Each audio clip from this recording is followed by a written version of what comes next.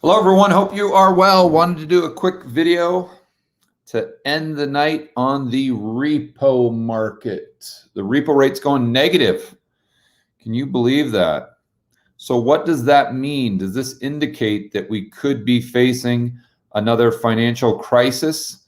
Does it mean the same thing that it meant back in September of 2019 when we saw repo rates spike up to 10%? Is this another repo madness? Maybe a repo madness 2.0? Is the Fed going to have to come in and bail out the repo market once again? Let's dive into what's going on. And then, Peter, how did you get your ticket? I didn't even give you the URL. Hopefully, hopefully the URL isn't Googleable. I didn't even think about that. Or maybe you didn't. Okay, maybe you're just joking. You're pulling my leg. Okay. For those of you who didn't watch the last live stream, I announced a Rebel Capitalist live conference in Miami, June 11th through the 13th. All of my good friends that I interview on the Rebel Capitalist show, like Lynette Zhang and Mike Maloney and Greg Manarino and Ken McElroy and Hartman and Patrick Stroza. Anyway, tons of people. The website will be live tomorrow or the next day where you can sign up and get your tickets. But anyway, check out the last video. I don't want to go into that too much. Let's get on to the repo market. I finally fixed my screen share on my laptop so we can go over to this article. Oh, shoot. That was on my... Let me pull it up here real quick.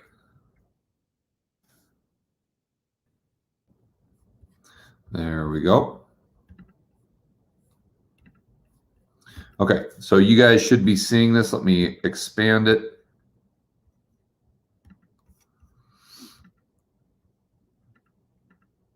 Boom, there we go. 5 reasons why negative repo rates are different than last overnight funding crisis. So this is Market Watch, March 4th. It was a big deal. Okay, so we all know what happened in 2019. We get it. And I'll be going over this tomorrow on a whiteboard video on the George Gammon channel. Stay tuned for that. I'm going to try to make it short, like 10 or 15 minutes. Just kind of go over the plumbing so you guys understand what's going on and whether or not you should be concerned. So there's some articles about repo, the rates getting down like -4%, and on certain transactions they may have, but overall the range, according to this, was between 8 basis points and 10 basis points. Let's see, or more typical range in February had been between 8 and 10 basis points.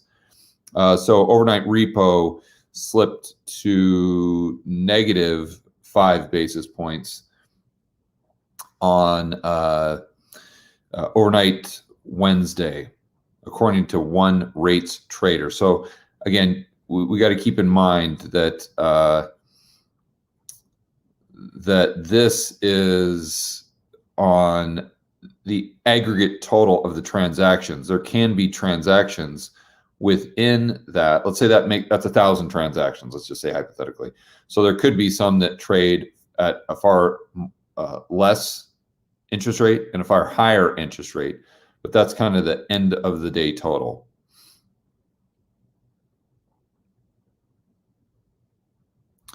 So why would these interest rates trade negative?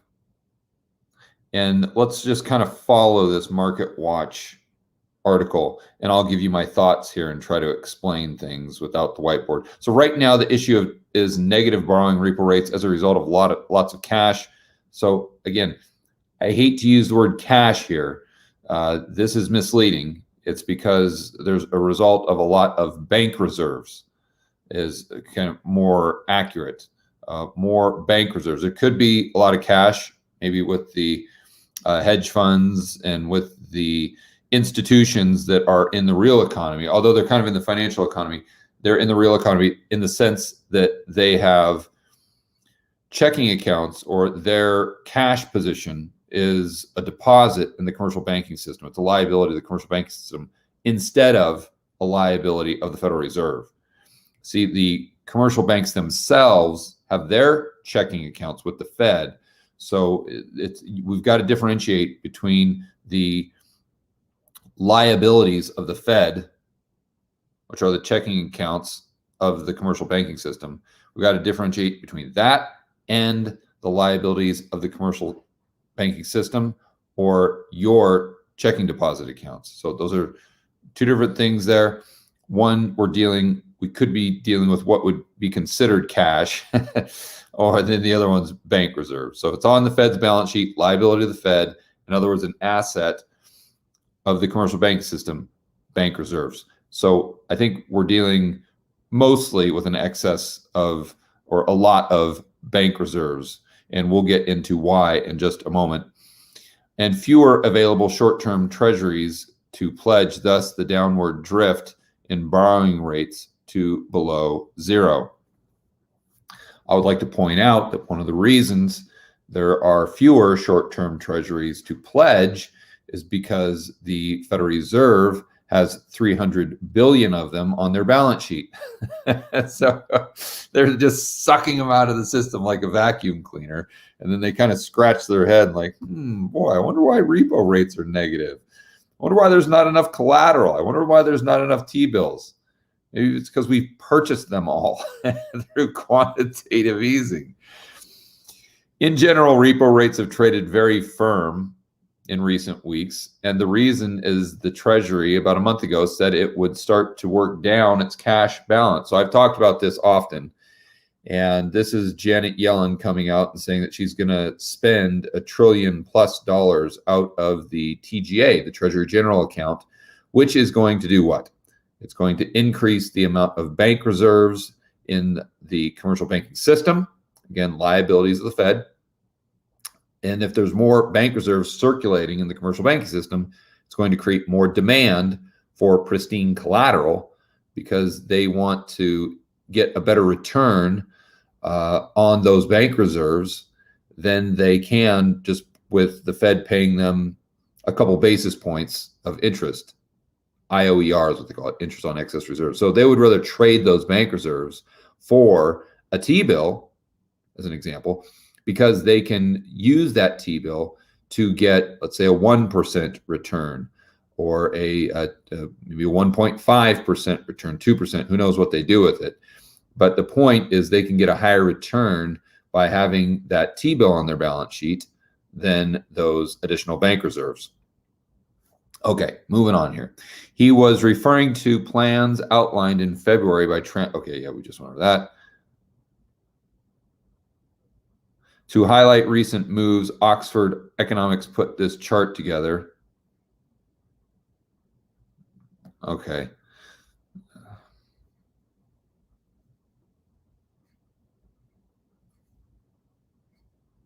And it's pretty straightforward. Interest rates going down. We know that. I don't know why we need Oxford for that. All right. B of A chart shows T-bill supply is expected to be negative. Oh, the supply is okay. Given bill pay down. Okay, yeah, got it. So this is a chart just showing that they're projecting interest rates are being further demand, I guess, because of a lack of supply. So more of a demand supply imbalance, I think is what they're saying. It also shows a negative 216 billion net T-bill supply for first quarter. So again, a mismatch of 216 billion of T-bills. Now, what's happening here too, you've got to remember, is the Biden administration is doing all the stimulus packages. You guys know that. So if they continue to do this stimulus, the Fed is most likely going to monetize that. So how do they monetize the stimulus spending from the government? They do quantitative easing, basically. They create more bank reserves, Well, if you're creating more and more and more and more bank reserves, then that's going to be more demand for these T-bills, creating a bigger imbalance. This is what the Bank of America's analysts are saying. This is a pretty shocking statistic. I didn't realize this. House on Thursday said 158 million households are going to receive direct payments, or about 98% of households that receive payments in December. 98% under the compromise. White House on Thursday said 150 are going to receive direct payments, or 98% of households that received payments in December. Wow. The bottom line is there's more cash chasing fewer securities, causing repo rates to go negative. Many people right now want to short the treasury market. Okay, so now they're kind of switching gears here. We've talked about the supply-demand imbalance in the repo market. Not enough pristine collateral. There's an excess of bank reserves. They want to trade those bank reserves for pristine collateral to get a higher return. Okay, we got it. Now what's happening though is the long end of the yield curve is also going up. So moving from treasury bills out the curve to, let's call it, notes and bonds, so 10-year, 30-year, those interest rates, as you guys know, are going up significantly. So these primary dealers want to, or hedge funds or financial institutions, they want to short the long end of the curve. So what I mean by that is they want to bet that interest rates are going to continue to go up. Because remember, if the interest rates are going up, the price of the bond or the treasury is going down. So if you think that interest rates are going to continue to go up, you want to short the bonds. You want to bet that the price of those bonds is going to be lower in the future. Well, how do you do that? In order to short something, in this type of situation, you have to borrow it. So you got to get it from somewhere. So where do you get it? Aha! I'm going to go into the repo market. So you guys probably are now scratching your head saying, wait a minute, George, I thought the repo market is where these financial institutions get liquidity. I thought that's where they get the cash they need, not the treasuries they need. But it works both ways. This is where the financial plumbing gets very complex. So let's say you want to short the long end. You need treasuries to borrow because you want to sell them into the market and buy them back in the future at a lower price. But you don't have the treasuries, but you've got a lot of bank reserves or you've got a lot of cash. What you can do is go into the repo market and say, listen, I'm going to give you my money. I'm a lender. Here we go. I've got extra cash. I've got extra cash. Who wants it? Who wants it? And the banks or the other lending institutions or whoever's involved there, they're like, yeah, no, I don't need any cash. Not at all. In fact, that's the last thing I need. So these people that want those treasuries, they say, okay, well, I will pay you to take my cash. I'll pay you to take my cash. And so why would they do this? Because if the other entity on the other side of the trade takes the cash, then what will happen is they have to put up collateral for the cash they borrowed, even if they're getting paid to borrow the cash. What are they going to put up as collateral? Treasuries. Then the institution that's paying them to borrow their money is going to get the treasuries they need to sell into the treasury market, to sell short, in hopes that they can buy it back before the repo contract expires, let's say in a week, at a lower price, pocket the spread, give the treasuries back to their rightful owner, if they haven't been rehypothecated 95 times, but send the treasuries back to their owner, and then they get their money back, and then they pay the entity that borrowed the money out of the proceeds from the short position, and then they pocket the spread. So I know that gets a little confusing, and that's why I'm going to do a whiteboard video on it tomorrow, but that's the gist of it. And so number 5 is the focus is on raising, not lowering the repo rates. So the Fed is going to, what they're saying based on this analysis from Bank of America is, and I've touched on this in some whiteboard videos, is the Fed is going to come in and try to raise interest rates. Now, they're not going to raise interest rates above their window. See, when the Fed says we're taking rates down to 0, they're not pegging it right at 0 like they used to before the GFC. They're just saying we want rates to be in a range between 0 and 25 basis points. So they can't peg it to a specific, we want them at 5 basis points. We want them at 0 or whatever. It's kind of a range.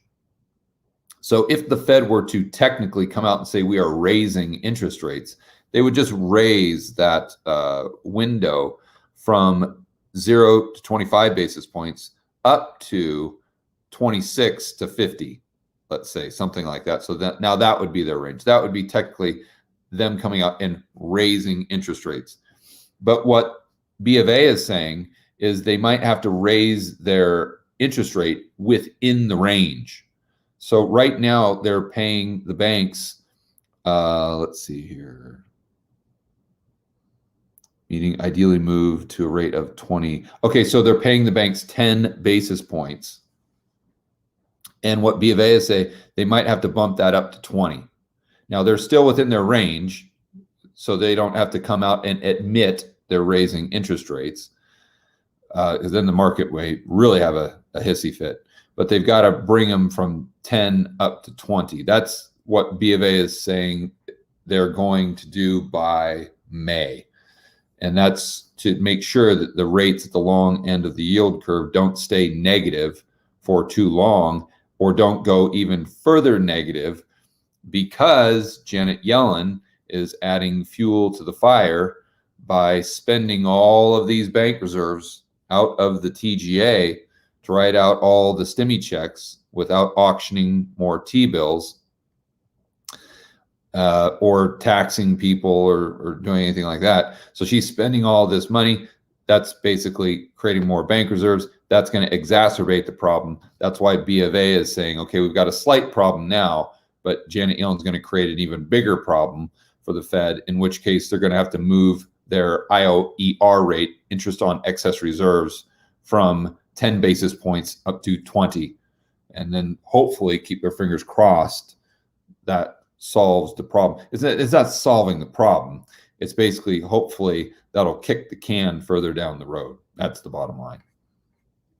So I know that's a little technical, but that's what's going on in the repo market. And it's not like what we had before in September. There's different dynamics at play. Well, it's still supply demand. I mean, that's still that's still the fundamental process of what's happening, but it's different. Before, in fact, I'm looking right at my whiteboard here. Before, demand for the cash was outstripping the demand for cash was outstripping the supply. Now, was that a result of the additional counterparty risk? Because remember, did the Fed bail out Deutsche Bank, HSBC? I don't know. So that maybe Deutsche Bank went to the market and tried to get cash, and no one would give them cash. So those interest rates went up. Now, technically, that means there's excess demand for cash based on supply, but it isn't really because there's not enough cash. It's because no one was willing to lend to the counterparty because they know that they're insolvent. Or It could have been a result of not enough pristine collateral. So there's not enough collateral in the system, and therefore, but that's kind of the same thing. No one's willing to lend based on the collateral in the system, or no one's willing to lend based on the counterparty risk that they know that the public doesn't know about. Or it could have been just because there's low liquidity. There's not enough cash, quote unquote, in the system for the demands. That's kind of the simple answer. So it could have been one of those. But so what makes rates move down? Then that's what we just talked about. It could be the opposite of what we just described, which would make rates move up, or it's the demand for treasuries. It has nothing to do about the cash. It has to do about the treasuries. That's where you kind of got to make a mental shift and understand the repo market isn't just about borrowing cash. It's also about borrowing collateral. And that's what, and if you read about the repo market in a textbook, in the media, Bloomberg, 95% of the talking heads out there always talk about the repo market being a way to provide liquidity to the market. And it is, but they completely omit the part about it being a way for the financial economy to get the collateral it needs for, let's call it, financial shenanigans, for lack of a better word. All right, let's do some I don't know if we've got any questions on that. I know that's tough to follow, I'm sure, without the whiteboard, but maybe if you listen to the video again, it'll make more sense, or hopefully most of you were able to follow along with that. Because it's the repo market is so important. It's so crucial. I know it's confusing. I know it's tough to get your head around, and it doesn't make a lot of sense. But it's just, it is it's the oil that keeps the engine running. Without the repo market, the entire global economy collapses, comes crashing in on it. Everything implodes. It's just like an engine. If there's no oil in it, the whole thing is going to seize up. And so it's unless you understand the repo market, and unless you understand what's happening with the plumbing, it's very difficult to try to attach probabilities to a certain outcome to set up your portfolio. This is one of the key components that you've got to understand. So that's kind of why I go over it so much, and I beat it like a dead horse sometimes. But hopefully you guys can appreciate my willingness to bore you to death with my redundancy on the repo market. All right, let's do some shout outs. Oh no, Matt, you're pulling my leg. Matt says, "Hey George, I figured out your URL. See you in June." Nah, I think you're pulling my leg, Matthew. I think you and Peter are just saying that. If you're not, I'm looking forward to seeing you both in June. All right, do some shout outs here. We've got Adamson Flint, James Bunch, Dwayne Hunt, Mike W., ASIM Investing, Adam Ahmed, Adamson Flint, I think I said that already, Alex Z, Dan Moorish, Daniel McKiskey, Jackie Alley, Dan Moorish, Peter Frowen, Happy Lung 77, James P. Sunset, Moose Salt, Bill McKenna, Reed Rowell. All right, guys, I got to get some dinner and get some sleep. You guys enjoy the rest of your evening. We'll see you on the next video.